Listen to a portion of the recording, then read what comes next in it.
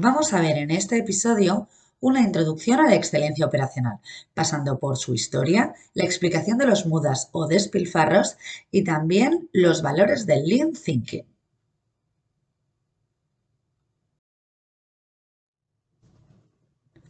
Podemos comenzar la historia del Lean con Henry Ford. Henry Ford había creado la cadena de montaje en Estados Unidos, pero el hito más importante de la historia del Lean es la Segunda Guerra Mundial. La familia Toyoda había creado Toyota en Japón, pero con la Segunda Guerra Mundial el país estaba en ruinas, por lo que tenían dos objetivos. Por un lado, ayudar a su país con la reconstrucción de armamento y por otro lado, ser una empresa sostenible, lo cual estaba muy complicado teniendo en cuenta cómo trabajaban en Estados Unidos y la competencia que también tenían en Alemania. De esta manera empezaron a pensar sobre cómo podían reducir los despilfarros, es decir, aquello por lo que el cliente no está dispuesto a pagar, que es lo contrario del valor añadido. Empezando a reflexionar sobre los mudas que llamaron en Japón, crearon el Toyota Production System. De esta manera, los japoneses estuvieron en Estados Unidos aprendiendo y volvieron con ese conocimiento a Japón, que con el Toyota Production System escribieron un libro al cual llamaron Kaizen. Kaizen en japonés significa cambiar para mejor. Los estadounidenses les copiaron, pero en Estados Unidos no lo llamaron Kaizen, sino que lo llamaron Lean, por tener un término en su idioma. Lean en inglés significa magro, sin grasa, por lo que era la misma filosofía, la eliminación de despilfarros o mudas.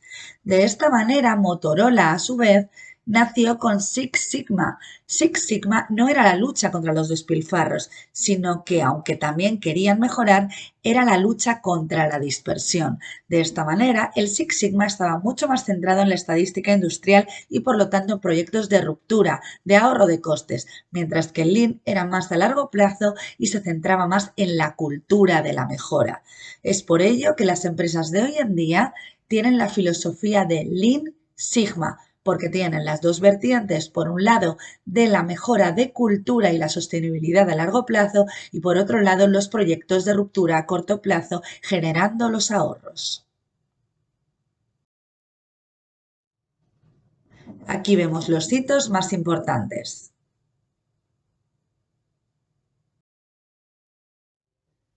Acabamos de hablar hace unos minutos de los mudas o despilfarros. Los mudas son lo contrario de valor añadido, y el valor añadido es todo aquello por lo que el cliente está dispuesto a pagar.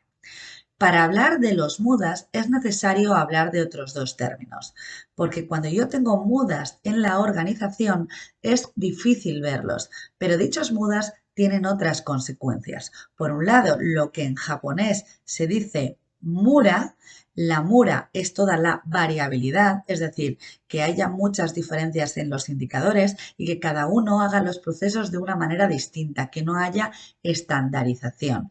Y el que más se ve que es la sobrecarga, que es el muri japonés. De tal manera que cuando yo tengo mudas, tengo por tanto mura y muri, que es lo que realmente puedo ver. Asimismo, cuando tengo mucho mura y muri, esto hace que multipliquen mis mudas.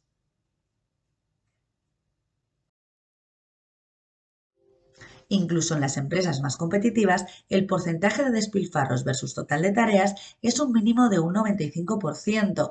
Es por ello que hay que identificarlos para que, aunque no podamos eliminarlos al máximo, sí que podamos optimizarlos y reducirlos. Para identificarlos de una manera más sencilla, los dividimos en 7 tipos. El primero de ellos, personas paradas. Ejemplo en proceso productivo, un operario que está a la espera de que arranque el proceso o a la espera de piezas, o en proceso oficina, una persona que está a la espera de información.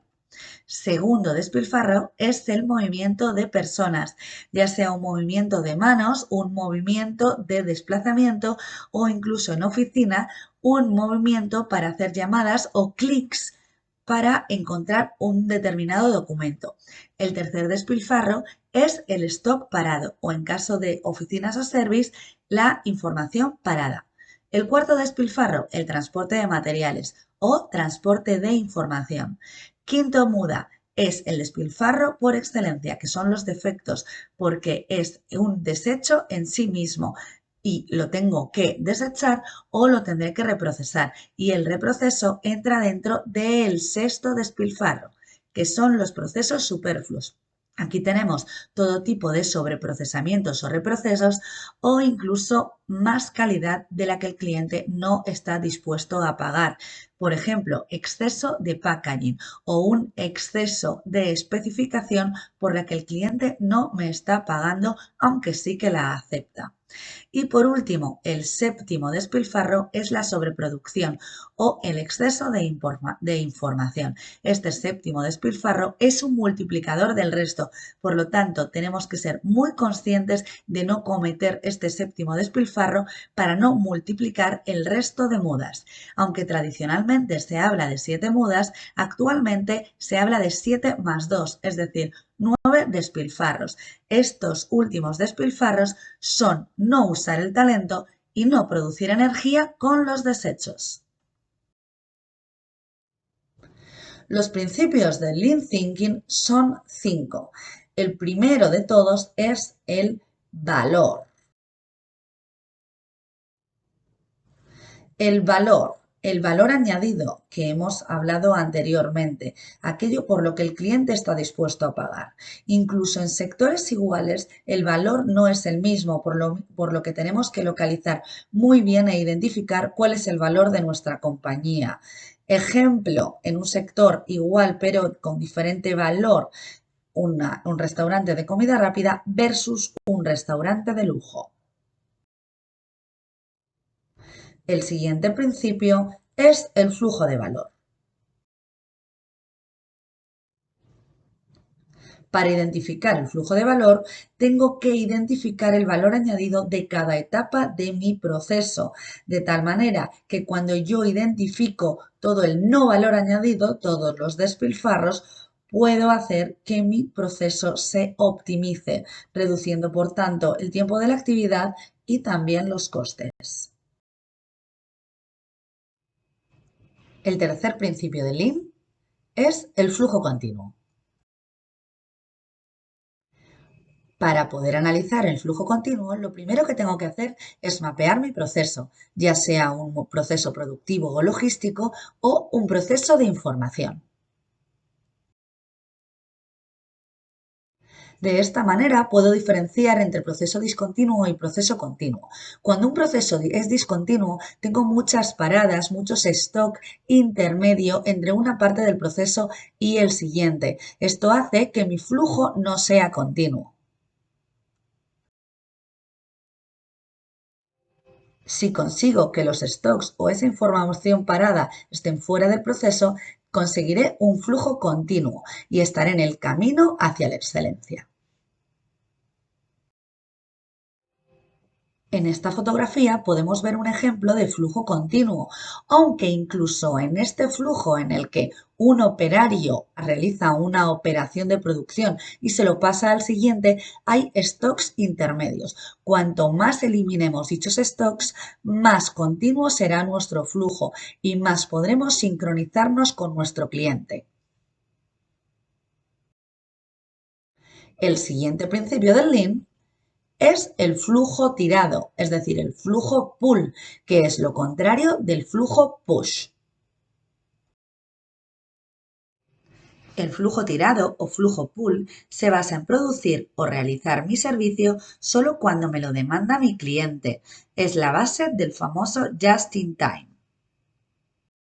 En esta imagen vemos la diferencia entre el sistema push de empuje y sistema pull, flujo tirado. En el sistema push yo tengo que hacer una previsión de la demanda y producir en base a dicha previsión. En cambio, en el sistema pull yo cojo la información que me da el cliente de su demanda y produzco. ¿Qué ocurre? Que si yo no tengo un buen lead time, es decir, un corto tiempo de producción, cuando me pide el cliente hasta que produzco y le entrego, pasará mucho tiempo, de tal manera que para poder trabajar en sistema pool, que es lo ideal y el camino hacia la excelencia, tengo que acortar mis tiempos de lead time, es decir, mis tiempos de producción, y lo haré optimizando mis despilfarros. Y el último principio Lean, que ya lo he nombrado varias veces, es la excelencia. Pero, ¿qué es la excelencia? La excelencia es lo contrario de la mediocridad. La excelencia en una compañía debe ser la sincronización total con el cliente. Pero, ¿qué significa esta sincronización total con el cliente? Debo sincronizarme con el cliente bajo tres vertientes, que son el coste, el tiempo y la calidad. El coste, porque hay que diferenciar el precio del coste. El precio me lo da el mercado, pero el coste es mío. Tengo que sincronizarme en este coste, dado que yo no puedo tener unos costes mayores al precio del mercado. Y cuanto mejores sean mis costes, más competitivo seré y más dinero ganaré. El tiempo bajo dos vertientes. De manera tradicional, en este aspecto se hablaba de tiempo de entrega, pero ahora ya hablamos también de velocidad. El tiempo de entrega para estar sincronizado con cuando necesita mi cliente el producto o el servicio y la velocidad para estar sincronizado con el tacto con el que el cliente me pide una unidad. Hablaremos de esto en las unidades de Tact Time y Just in Time.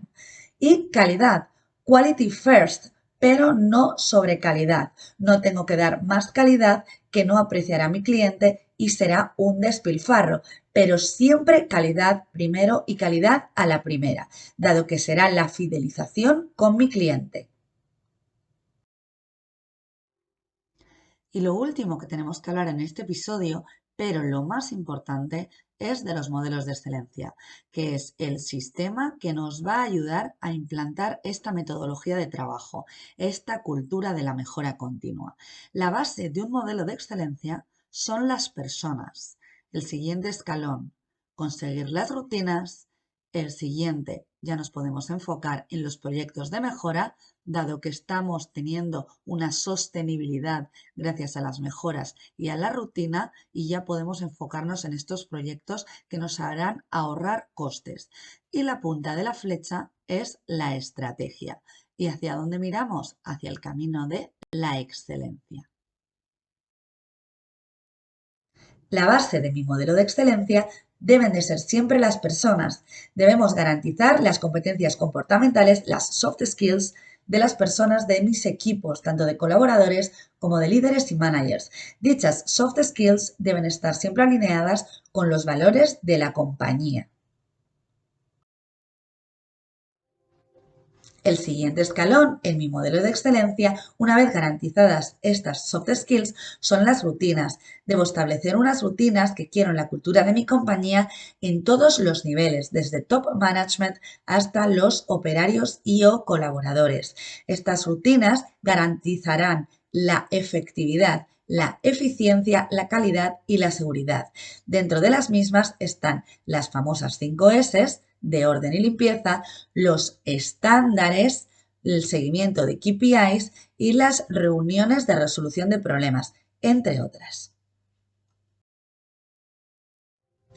Una vez garantizo la estabilidad con las soft skills y las rutinas, tengo una cultura de mejora, por lo que ya me puedo poner a trabajar los proyectos de ruptura. Los proyectos de ruptura serán los que hagan que reduzcan mis costes y por lo tanto genere ahorros. Entre estos proyectos están las metodologías de Six Sigma y otras. Y la punta de lanza, como habíamos dicho, es la estrategia que debe mirar hacia la excelencia, hacia el Duki Seisan, y debemos garantizar no solo que tenemos un buen plan estratégico a 5 años, sino que también tenemos una buena misión y visión y que el plan estratégico se despliega de manera anual, tanto bottom-up como se retroalimenta top-down.